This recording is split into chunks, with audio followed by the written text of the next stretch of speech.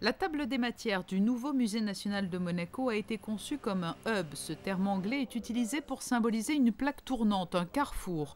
En ouvrant ce nouvel espace, les responsables du musée souhaitaient en effet en faire un lieu où l'on peut arriver avec des choses à découvrir et en repartir avec de nouvelles idées. Et pour concevoir les lieux, c'est l'un des meilleurs designers actuels qui a été appelé. L'Américain Jonathan Olivares a par le passé remporté le Compas d'Or, l'une des plus prestigieuses récompenses dans le milieu du design. On cherchait une nouvelle typologie pour créer un espace dynamique dans ce musée. Il fallait que ce soit un lieu où l'on se sente un peu comme chez soi, mais il fallait aussi que cela ressemble à ce que l'on peut trouver dans des environnements plus institutionnels.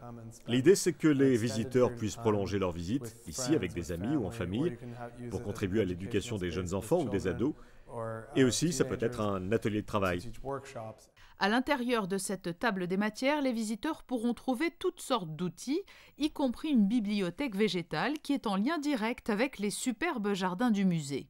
L'espace s'organise en fait un petit peu comme un blog où on trouverait sur chaque page un contenu spécifique, une sélection de livres relatifs à l'exposition. Il y aura toujours en fait une centaine d'ouvrages à disposition du public. On vient s'asseoir, feuilleter un peu en envoyant les mains un peu au hasard comme ça, et en tombant par chance sur un artiste qui nous plaît.